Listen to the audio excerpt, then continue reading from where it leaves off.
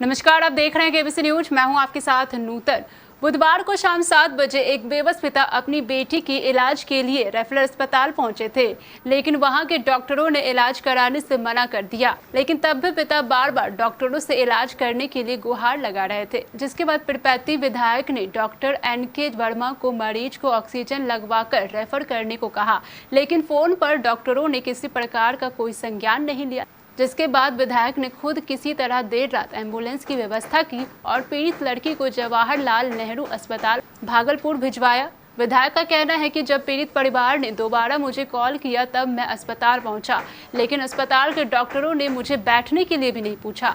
इस प्रकार मेरे साथ अपमान किया गया। इसके बाद मैंने स्वास्थ्य विभाग को शिकायत कर विभागीय कार्रवाई के द्वारा डॉक्टर NK वर्मा का तबादला करवा दिया। एक बच्ची थी जो जोर जोर से सांस ले रही थी और 7:55 पर आई थी, जिसे उस समय कोई कार्यरत चिकित्सा पदाधिकारी डॉक्टर गणेश खंडेरिया देखे और उसको तदनुसार अपना दवा दिए थे, जिसमें डेरिसाइलिन और डेक्सोनास था। 8:20 पर मैं पुनः उस मरीज को देखा और उसे एक एंटीबायोटिक दिया, लेकिन उसकी स्थिति में कोई सुधार नहीं हुआ। उसका ऑक्सीजन का लेवल मोस्टली 100% ही रहता था। ऑक्सीजन की कमी कभी नहीं दिखाया। बच्ची की छटपटाहट और तेज रफ्तार से सांस लेने को देखते हुए 5% BNS के साथ एक एम्पूल कॉम्पोज देकर के मैंने कोशिश किया कि बच्ची कुछ स्थिर हो जाए, लेकिन यह प्रयास भी असफल रहा और बच्ची का तेज रफ्तार में सांस लेना जारी रहा। मरीज भी काफ़ी चिंतित थे।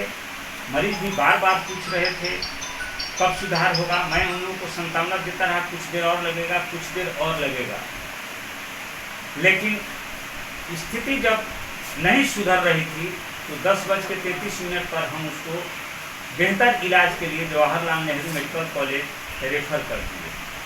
रेफर करने के बाद उन लोगों का डिमांड हुआ एम्बुलेंस के लिए, जिसे मैंने कहा कुछ देर में आपको एम्बुलेंस मिल जाएगी। इसी बीच में माननीय विधायक जी लगभग 11 बजे के आसपास आए और आने के साथ ही काफ़ी गुस्से में थे और अभद्र भाषा का प्रयोग करते हुए बोले, जूता से मारेंगे आपको, इलाज कब पता चल जाएगा कैसे होता है। आप मरीज को ठीक से इलाज नहीं कर रहे हैं। हमने जो इलाज किया था उनको बताया, ये इलाज किए। इस बीच में हर 10 वाक्य के बाद 15 वाक्य के बाद बार बार यही कहते थे, जूता निकाल के मारेंगे, जूता निकाल के मारेंगे। मैंने उन्हें रिक्वेस्ट किया कि साहब चलिए चैम्बर में बैठ लीजिए और हम लोग वहीं कुछ देर बातचीत करें, इसी बीच में गाड़ी आ जाएगी। लेकिन उन्होंने चैम्बर में आकर के बैठने से इनकार कर दिया। कुछ देर तक जब वो खड़े थे तो मैंने गार्ड से कहा कि एक कुर्सी पोर्टिको में ही ला करके सर को दे दीजिए ताकि यहाँ पर बैठे रहें। उन्होंने वो कुर्सी लेने से भी इनकार कर दिया और वो खड़ा ही रहे। इस बीच में प्रभारी और मैनेजर भी आ गए और सब आदमी हम लोग एम्बुलेंस का इंतजार करने लगे। 12 और 1 के बीच में गाड़ी आई। गाड़ी आने के साथ ही उसको समुचित व्यवस्था करके गाड़ी में बैठा दिया गया और मरीज चला गया। इसके बाद माननीय विधायक जी भी यहाँ से चले गए। गार्ड के प्रति कैसा व्यवहार किया जाता है? अच्छे काम करते हैं आप? मेरे विचार से गार्ड का कार्य अति संतोषजनक है। ये लोग हमको काम में भी सहायता करते हैं। कोविड के समय मरीज को कितना बार ट्रॉली पर लेकर के लोग वार्ड में गए हुए हैं। ऑक्सीजन कंसंट्रेटर भी धो करके लाते हैं। चोट लगा हुआ मरीज आता है तो उसको भी ये लोग ट्रॉली पर ले जा करके OT में पहुंचाते हैं। रात में भी एक आदमी का बाँह कटा हुआ था, इसलिए इन लोगों का काफ़ी सक्रिय सहयोग रहा। जहाँ तक मैं इन लोगों के विषय में यही कहूँगा कि इन लोगों का काम अति संतोषजनक है। जैसे सर मरीज के द्वारा शिकायत की जाती है, कोई इमरजेंसी में आया तो यहाँ कभी डॉक्टर नहीं रहते हैं, तो कभी किसी बहुत तरह की परेशानी होती है। जैसे कई शिकायत मिला है इंजेक्शन के कारण मौत हो जाती है, ऐसा क्या? नहीं, ऐसा तो इस मामले में नहीं था, क्योंकि 7:55 पर गणेश खंडेरिया देखे हुए थे और हम पहले से आके बैठे ही हुए थे। इसलिए डॉक्टर नहीं थे ये तो। ये आज की नहीं, अदर दिन की भी ऐसी समस्या होती है। और मेरे समय में कभी ऐसा नहीं हुआ है कि हम अपने ड्यूटी पर नहीं रहे।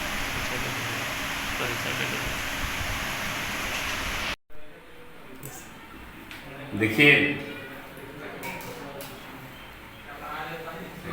परसों शाम में पेशेंट है अंजलि कुमारी, पिता मानी 20 साल की बच्ची है और फौजदारी पे प्रति फौजदारी की। उनका फ़ोन आया हमारे मोबाइल पे, ये सब उठाए थे। ऐसा ऐसा उनको सांस का प्रॉब्लम है, काफ़ी बेचैनी है और सेंसलेस है। उनको यहाँ भेजा गया, ठीक है, वहाँ पर रेफरल अस्पताल बुलाया गया। हमारे पीएस साहब ने वहाँ पर फ़ोन किया प्रभारी को, इसको दिखवा दीजिए। फिर पता चला कि ये है, देख रहा है, लोग देखिएगा, लेकिन कोई देखा नहीं। उनको एडमिट कर लिया, कोई देखने वाला नहीं। फिर हमको 10:08 रात में उनको फ़ोन आता है उनके भाई का, मुन्ना महतो का, कि सर कोई देखने वाला नहीं है, प्लीज़ सर कुछ कीजिए, मेरी बहन मर जाएगी। हमने कहा कि अच्छा, तो बात करा, कौन डॉक्टर है? बोला डॉक्टर इनके वर्मा ड्यूटी में हैं, अंदर सोए हुए हैं और गार्ड सब मिलने नहीं दे रहा है, जाने नहीं दे रहा है। हमने बात करा गार्ड को, बोले 2 फ़ोन। गार्ड पहले फ़ोन नहीं ले रहा था। फिर हम बहुत जिद के फ़ोन दो, नहीं तो हमको भी आना पड़ेगा। बहुत कहने के बाद गार्ड उनको ले जाके फ़ोन दिया। हम कहे कि विधायक जी बोल रहे हैं, सो अंजलि कुमारी पेशेंट कैसे है। वो झल्ला उठे फ़ोन पर ही और बोले कि हमसे नहीं हो पाएगा, हम रेफ़र कर देते हैं। फिर भी हमने कहा कि जब डॉक्टर बोले हमसे नहीं हो पाएगा, इनसे जिद करा, हम बोले रेफ़र कर दीजिए, एम्बुलेंस वगैरह व्यवस्था कर दीजिए उसकी, और आप उनको ऑक्सीजन में लगा के भेज दीजिए। आपको बता दें कि हम एम्बुलेंस को लेकर के 2 सप्ताह पहले हम उनकी बैठक हुई थी सर्किट हाउस में। माननीय पंचायती राज मंत्री आदरणीय श्री सम्राट चौधरी जी थे, हमारे माननीय विधायक बीरपुर इंजीनियर शैलेंद्र जी थे, DM Bhagalpur, DDC Bhagalpur, CS Bhagalpur, PO Bhagalpur, सब लोग बैठे थे। उस बैठक में तय हुई थी कि चूँकि सुदूर इलाकों में एम्बुलेंस की जहाँ कमी है तो कम है, एम्बुलेंस मान लेते हैं कि किसी पेशेंट को लेकर आया है, कोई सीरियस पेशेंट, गंभीर पेशेंट वहाँ पहुँच जाता है, तो आप भाड़े की गाड़ी करके, स्कॉर्पियो, बोलेरो, कुछ भी कर करके उसकी पेमेंट हॉस्पिटल तुरंत उसको भेजना है, रोकना है। रेफर पेशेंट को 1 मिनट भी हॉस्पिटल में रोकना नहीं है। वो पेमेंट अस्पताल करके भेजना है आपको। ये ड्यूटी अस्पताल की है, ये तय हुआ था। और आप समझ रहे हैं, हम लोग कोविड से लड़ने के लिए संकट काल में हम सारे विधायकों ने 2-2 करोड़ रुपया अपना फंड मुख्यमंत्री जी को दे दिया। आज कई देश के उद्योगपति लोग अपनी गाढ़ी कमाई जो है कि आज दे रहे हैं, सब लोग त्याग कर रहे हैं, लेकिन ये कुछ लोग जो है कि आपदा को अवसर में बदलने में लगे हुए हैं। अब हमने कहा कि आप भेज दीजिए। इसके बाद मुझे फिर फ़ोन जाता है 20 मिनट के बाद कि सर आपके फ़ोन करने के बाद बात और बिगड़ गई, डॉक्टर एनके वर्मा मेरा कागज ला के रेफर कर दिया, बोला लेके जाओ जहाँ लेके जाना है, और एम्बुलेंस नहीं दे रहा, बोला कोई एम्बुलेंस नहीं, जाके अंदर सो गया। अब बोला कि पैरवी करवाते, विधायक से नेतागिरी करते, विधायक के बोलो मायागंज पहुँचाएगा तुमको, बड़ा विधायक कर रहे। ये जब बताया तो स्वाभाविक था, मैं वहाँ तुरंत पहुँचा, 11 बजे के आसपास वहाँ पहुँचा। पूरी जिस इमरजेंसी रात में नाइट ड्यूटी में जहाँ डॉक्टर बैठते, पूरे बिल्डिंग का लाइट ऑफ था। हम मिलना चाहे, गार्ड ने हमको रोका, नहीं हम आपकी बात को नहीं मानेंगे, अपने साहब का बात मानेंगे, हम आपको नहीं जानते हैं, हमारे साहब, हमारे डॉक्टर साहब हमको मना किए हैं, उनको नहीं ये करना है। बहुत हो हल्ला के बाद उनको जगाया गया और वो आए तो बोले हम रेफर कर दिए हैं। और इतना ही नहीं, एम्बुलेंस नहीं दिया, बच्ची का ऑक्सीजन खोल दिया लोगों ने, रेफर हो, ले जाओ उनको तगादा कर रहा है। और हमने कहा कि आप एम्बुलेंस क्यों नहीं दिए? होगा, जाएगा एम्बुलेंस, हम कहाँ देंगे, क्या करेंगे, ये करेंगे। एम्बुलेंस की व्यवस्था बनी है और पूरी तरह से वो गार्ड हमसे बकवास किया। और वो आदमी क्योंकि मेरे नींद हराम होता है, ये होता है, सारी बातें। हमने तुरंत प्रभारी को फ़ोन किया, सुकेश लाल जी को, फिर हेल्थ मैनेजर को फ़ोन किया, प्रणव सिंह को। ये सारे लोग आए, सारी घटनाक्रम को बताया भाई फ़ोन करने के बाद आप पेशेंट को बाहर निकाल देते हैं, ऑक्सीजन खोल देते हैं। हम जनप्रतिनिधियों का क्या काम है? भारतीय जनता पार्टी के लोग सेवा ही हमारा संगठन है। हम लोग सेवा करने वाले, हम लोग सेवा करके यहाँ तक पहुँचे हैं। आज 20 साल के संघर्ष में विधायक बने सेवा करके। हम विधायक सेवा ही करने के लिए बने। आप सभी जानते हैं कि हमारे लिए तो राजनीतिक सेवा का सर्वोत्तम माध्यम है।